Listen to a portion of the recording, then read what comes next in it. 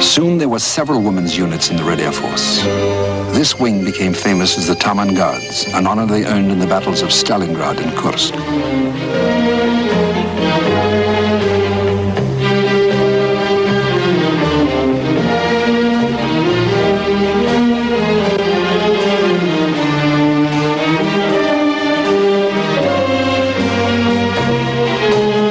They flew a remarkable plane, the Polikarpat PO-2.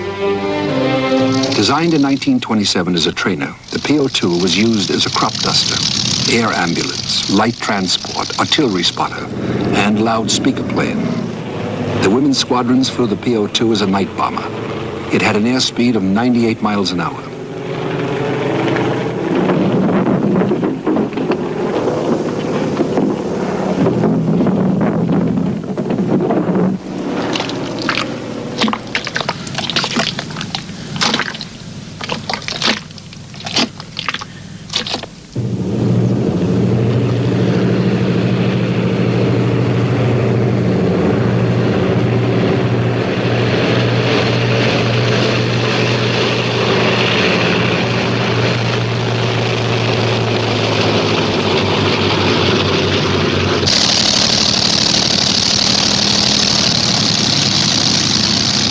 Pilots were 19 or 20.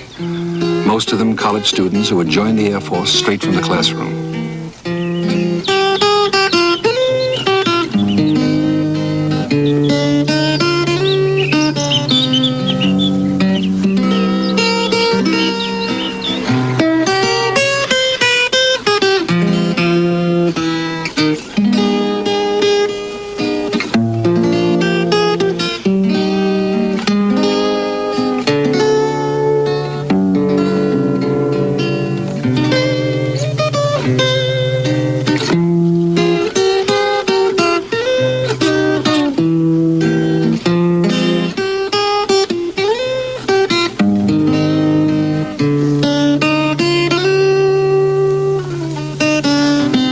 Squadrons faced plenty of skepticism until they went into action. At times, they flew 2 or 3 missions a night, and as many as 6 when they had to. In their slow-moving little planes, the women were easy targets, but they still braved the night skies. They won their wings many times over, at mortal cost.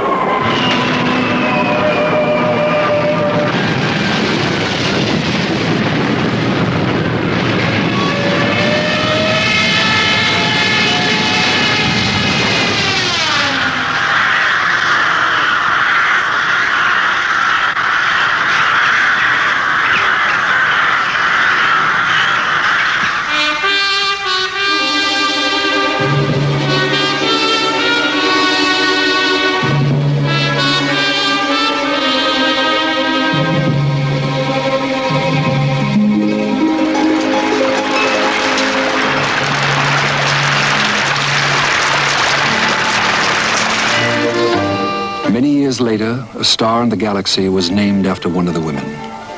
So their memory lives on in the skies they mastered.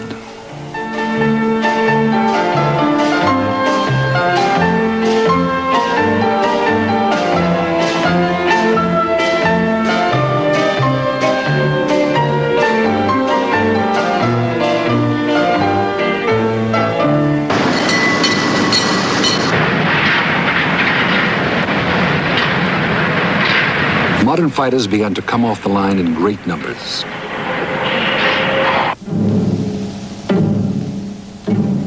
The Soviet designers were among the best in the world. Yakovlov, Lavochkin, and Ilyushin. The Red Air Force got new fighters, ground-attacked aircraft, bombers that were superior in performance to the Messerschmitts, the Focke-Wulfs, and the Dorniers the Nazis flew. Among them was the Aleutian Sturmovik, the flying tank. Its entire forward fuselage was an armored box, and the effect of its cannon was devastating. The workers often slept beside the machines they were building. In the first 18 months of the war, they turned out 13,000 more planes than the Germans.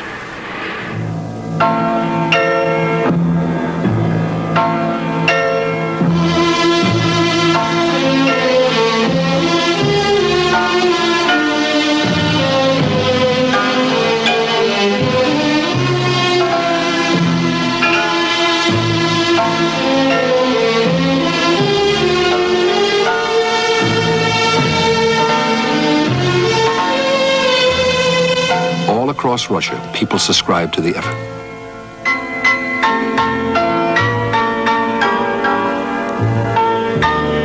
The fuselages of the planes carried the names of their donors.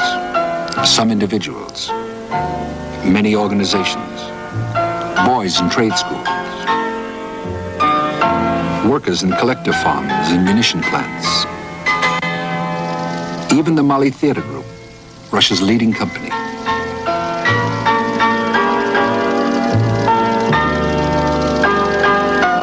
Throughout 1942, the Soviets built up their air fleets.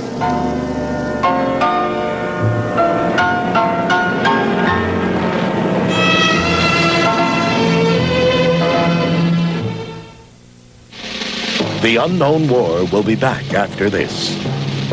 War in the Air. The Red Air Force Command, led by Marshal Alexander Novikov, concentrated on support for the Soviet ground forces, not on saturation bombing of German cities.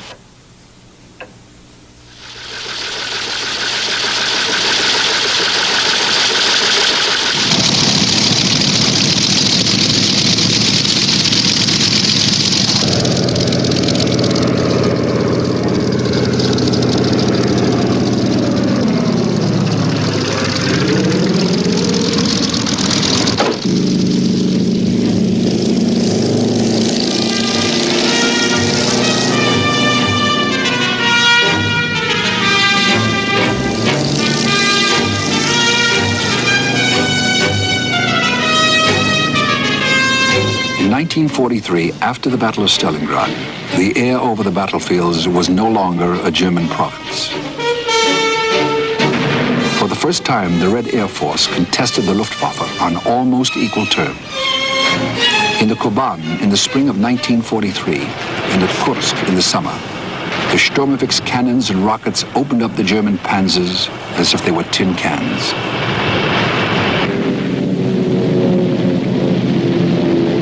The air war in the East was different in another way, a tragic way.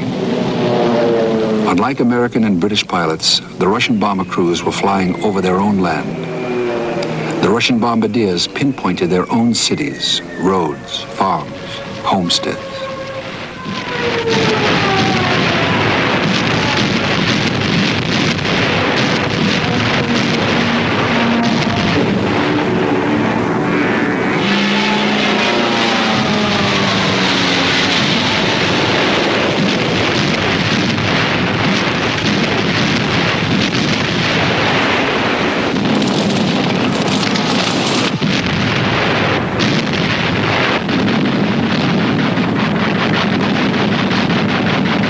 In that summer of 1943, while the battle surged across the plains of Russia, unprecedented in its ferocity, the Germans received what they had been accustomed to handing out.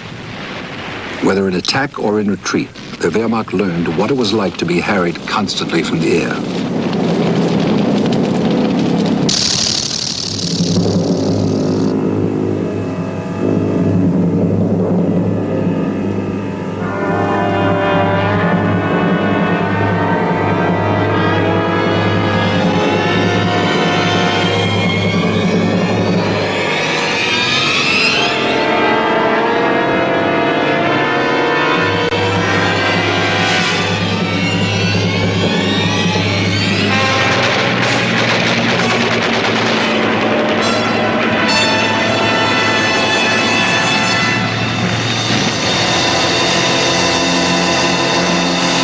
Luftwaffe encountered one of its own